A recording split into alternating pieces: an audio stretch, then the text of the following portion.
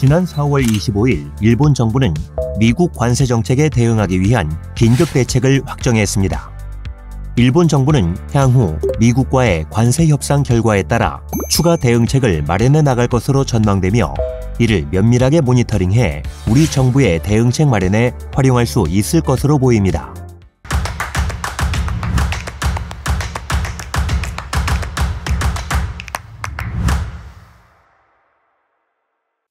일본 내각 관방 산하인 미국 관세종합대책본부는 관세 조치가 일본 경제에 미치는 악영향을 완화하고 산업계 등을 지원하기 위해 미국 관세 조치 긴급 대응 패키지를 발표했습니다.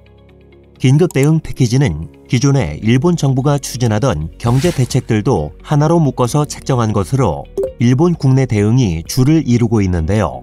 가계 현금 지원 등을 포함해 추경 예산을 편성하는 방안도 검토됐으나 최종적으로 추가 예산 편성은 하지 않는 방향으로 조정됐습니다. 이번 긴급 대책의 주요 내용은 상담체제 정비, 기업 지원 강화, 고용 유지 및 인재 육성, 일본 국내 수요 환기 강화 및 국민생활 지원, 산업 구조의 전환과 경쟁력 강화 등 5개의 큰 축으로 구성됐는데요.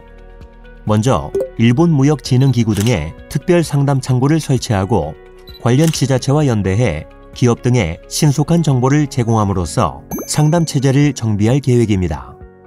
기업 지원을 위해서는 세이프티넷 대출 시 금리 인하를 검토하고 보증이 적용되는 업종을 확대하는 것은 물론 일본국제협력은행의 융자로 일본 기업의 해외 사업을 지원하고 관세 조치에 따른 해외 사업 손실에 대해서 수출보험으로 충당할 수 있도록 할 예정입니다.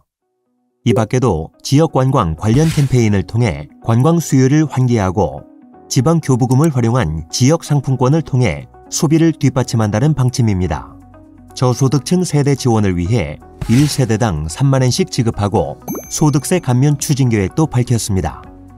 미국 관세 조치에 영향을 받는 농림수산업자를 대상으로 제트로를 통한 중소중견기업의 해외 판로 개척이나 수출을 지원할 예정이며 기업의 생산체제 전환도 지원하는 방안도 포함되어 있습니다. 향후 대책이 추가될 가능성도 있는데요. 일례로 미국과의 추가 관세 협상 때 일본이 미국산 농산물의 수입 확대를 수용할 경우 농가에 대한 지원 등이 포함될 수도 있을 것으로 보입니다. 한편 이번 긴급 대응 패키지는 미국 관세 조치가 일본 국내에 미치는 영향에 대해 신속하게 대응했다는 점은 긍정적이지만 가솔린 가격 인하 등 일부 항목에 대해서는 비판적인 견해들도 존재하는 등 정책의 실효성 여부에 대해서는 평가가 엇갈립니다.